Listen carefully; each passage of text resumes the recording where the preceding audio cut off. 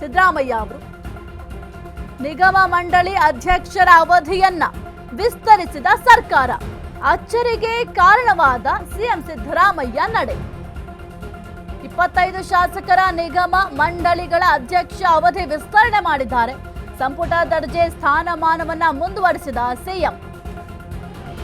2024 ಜನವರಿ 26ರಂದು ಮುಗಿಯಬೇಕಿದ್ದ ಅವಧಿ, ಆದರೆ ಹೊಸಬರಿಗೆ ಅವಕಾಶ ನೀಡದೆ ಹಳೆಬರೇ ಕಂಟಿನ್ಯೂ.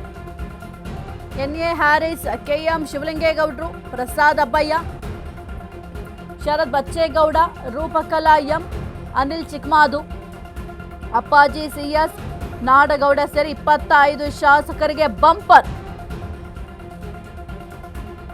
ನಿಗಮ ಮಂಡಳಿ ಅಧ್ಯಕ್ಷರ ಅವಧಿ ವಿಸ್ತರಣೆ. ಅಚ್ಚರಿಗೆ ಕಾರಣವಾದ ಸಿಎಂ ಸಿದ್ದರಾಮಯ್ಯ ನಡೆ. 25 ಶಾಸಕರ ನಿಗಮ ಮಂಡಳಿಗಳ ಅಧ್ಯಕ್ಷ ಅವಧಿ ವಿಸ್ತರಣೆ. ಸಂಪುಟ ದರ್ಜೆ ಸ್ಥಾನಮಾನ ಮುಂದುವರಿಸಿದ ಸಿಎಂ. 2024 ಜನವರಿ 26ರಂದು ಮುಗಿಯಬೇಕಾಗಿದ್ದ ಈ ಒಂದು ಅವಧಿ, ಆದರೆ ಹೊಸಬರಿಗೆ ಅವಕಾಶ ನೀಡದೆ ಹಳೆಬರೇ ಈಗ ಕಂಟಿನ್ಯೂ ಮಾಡ್ತಾ ಇದ್ದಾರೆ.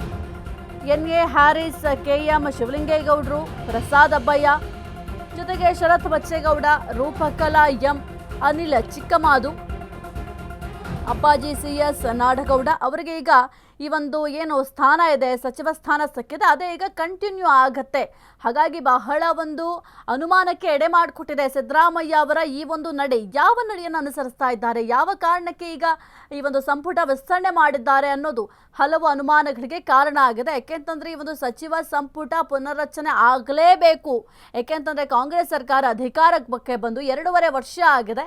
ಹಾಗಾಗಿ ಸಚಿವ ಸಂಪುಟ ಪುನರ್ರಚನೆ ಆಗಬೇಕು ಅಂತ ಸಿದ್ದರಾಮಯ್ಯ ಅವರೇ ಪಟ್ಟು ಹಿಡ್ಕೊಂಡು ಕೂತಿದ್ರು. ಜೊತೆಗೆ ಒಂದು ಸಚಿವ ಸಂಪುಟ ಪುನರ್ರಚನೆ ಆಗತ್ತೆ ಅಂತ ಕೂಡ ಹೇಳ್ತಾ ಇದ್ರು. ಆದ್ರೆ ಸದ್ಯಕ್ಕೆ ವಿಸ್ತರಣೆ ಯಾವ ಕಾರಣಕ್ಕೆ ಮಾಡಿದ್ರು ಅನ್ನೋದೀಗ ಕುತೂಹಲವನ್ನ ಮೂಡಿಸ್ತಾ ಇದೆ. ಇನ್ನು ಹೈಕಮಾಂಡ್ ಗ್ರೀನ್ ಸಿಗ್ನಲ್ ಆಗಿ ವೆಯ್ಟ್ ಮಾಡ್ತಾ ಇದ್ರು. ಯಾವಾಗ ಹೈಕಮಾಂಡ್ ಗ್ರೀನ್ ಸಿಗ್ನಲ್ ಕೊಡುತ್ತೆ, ಅದಾದ ನಂತರ ಈ ಒಂದು ಸಚಿವ ಸಂಪುಟ ಪುನರ್ರಚನೆ ಮಾಡಲಿಕ್ಕೆ ಪ್ಲಾನ್ ಅನ್ನ ಮಾಡ್ಕೊಂಡಿದ್ರು. ಸದ್ಯಕ್ಕೆ ಈ ಒಂದು ಸಚಿವ ಸಂಪುಟ ಪುನರ್ರಚನೆ ಆಗೋದು ಡೌಟ್ ಅಂತ ಅನ್ನಿಸ್ತಾ ಇದೆ.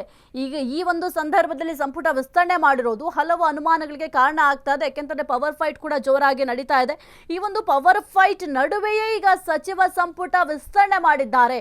ಒಂದು ವೇಳೆ ಏನಾದ್ರೂ ನಾಯಕತ್ವ ಬದಲಾವಣೆ ಆಗಲಿ ಅಂತ ವೆಯ್ಟ್ ಮಾಡ್ತಾ ಇದ್ದಾರೆ. ಯಾಕೆಂದ್ರೆ ನಾಯಕತ್ವ ಬದಲಾವಣೆ ಆದ್ರೆ ಅದಾದ ನಂತರ ಸಚಿವ ಸಂಪುಟ ಪುನರ್ರಚನೆ ಮಾಡಲಿಕ್ಕೆ ಪ್ಲಾನ್ ಮಾಡ್ತಾ ಇದ್ದಾರೆ ಕಾಂಗ್ರೆಸ್ನವರು. ಜೊತೆಗೆ ಹೈಕಮಾಂಡ್ ಏನಾದರೂ ಸೂಚನೆ ಏನಾದರೂ ಕೊಟ್ಟಿದ್ಯಾ ಅನ್ನೋ ಹಲವು ಪ್ರಶ್ನೆಗಳು ಸದ್ಯಕ್ಕೆ ಮೂಡ್ತಾ ಇದೆ. ಈ ಡಿ ಕೆ ಶಿವಕುಮಾರ್ ಅವರಿಗೆ ಭಾರಿ ವಿರೋಧ ಇತ್ತು. ಈ ಒಂದು ಸಂದರ್ಭದಲ್ಲಿ ಸಚಿವ ಸಂಪುಟ ಪುನರ್ರಚನೆ ಆಗೋದು ಬೇಡ ಅಂತ ಕೂಡ ಅವರು ಹೇಳಿದ್ರು.